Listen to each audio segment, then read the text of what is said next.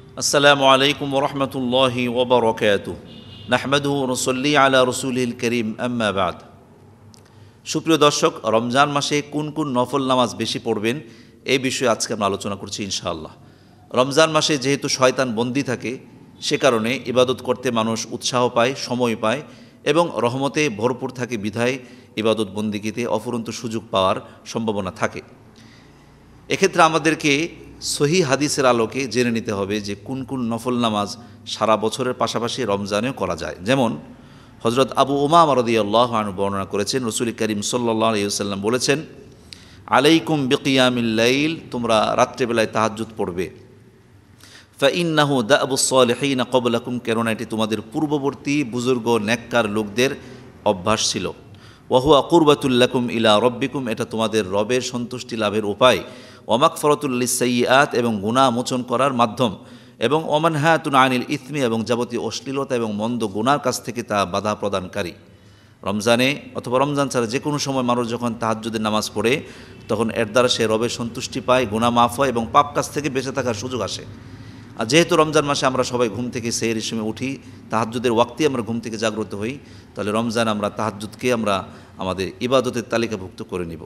পাশাপাশি ফজরের 2 রাকাত সুন্নত, জোহরের আগে পরে সুন্নত নফল, আসরের সুন্নত, মাগরিবের সুন্নত নফল, এশার নামাজের সুন্নত আগে পরে নফলগুলো আমরা নিয়মিত আদায় করব। পাশাপাশি সলাতুল ইশরাক, যেমন রাসূলুল্লাহ সাল্লাল্লাহু আলাইহি ওয়াসাল্লাম বলেছেন, মান সাল্লাল ফজরি ফি জামাআতিন, যে ব্যক্তি ফজরের নামাজ জামাতের সাথে পড়ে, সুম্মা ক্বাদা ইয়াযকুরুল্লাহ হাত্তা তাতলুআ আশ-শামস, সূর্য উদয়ের আগ পর্যন্ত বসে থাকে এবং সে আল্লাহর জিকিরে লিপ্ত থাকে, সুম্মা সাল্লা রাকাতাইন, 2 রাকাত নামাজ তারপরে আদায় করে, কানাত লাহু কাআজরি হাজ্জাতিন ওয়া উমরাহ, তার জন্য একটি হজ এবং উমরার পরিপূর্ণ সওয়াব রয়েছে।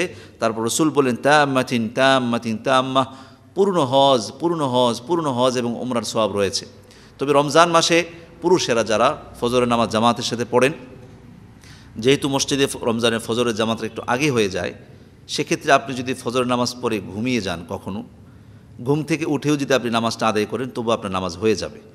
অর্থাৎ ঘুম থেকে উঠলেন সকাল 8টায়, সকাল 7টায়, সকাল 9টায় ঘুম থেকে উঠলেন, তখনও যদি আপনি নামাজটা আদায় করে নেন, আপনার আদায় হয়ে যাবে। তাহলে আমরা এই নামাজটা আদায় করব। পাশাপাশি আওয়াবিনের নামাজ, সেটা মাগরিবের নামাজের পরে পড়া হয়। রাসূল সাল্লাল্লাহু আলাইহি ওয়াসাল্লাম বলেছেন, মান সাল্লাল মাগরিবি, যে ব্যক্তি মাগরিবের নামাজ পড়ে, সিত্তা রাকাআতিন, মাগরিবের পরে সিত্তা রাকাআতিন লাম ইয়াতাকাল্লামা ফিহা বাইনাহুন্না বিসুইন, মাগরিবের নামাজের পরে 6 রাকাত নামাজ পড়ে যে নামাজের মাঝখানে সে কথা বলে না, উদিলনা লাহু বিইবাদাতি থিনতাই আশরা সানাহ, তার জন্য 12 বছরের ইবাদতের সওয়াব রয়েছে।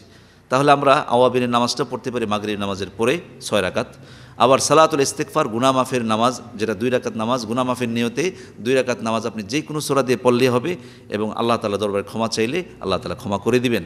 পাশাপাশি সালাতুত তাসবিহ রয়েছে, তাহিয়াতুল ওযু রয়েছে, সালাতুল হাজরত রয়েছে, আরও অনেক নামাজ রয়েছে। এই নামাজগুলো আপনারা নিয়মিত আদায় করবেন। আল্লাহ তাআলা আমাকে, আমাদের সবাইকে রমজানে বেশি বেশি নফল নামাজ, নফল বন্দেগী বেশি বেশি করার তৌফিক দান করুন, আমিন। আসসালামু আলাইকুম ওয়া রাহমাতুল্লাহি ওয়া বারাকাতুহু।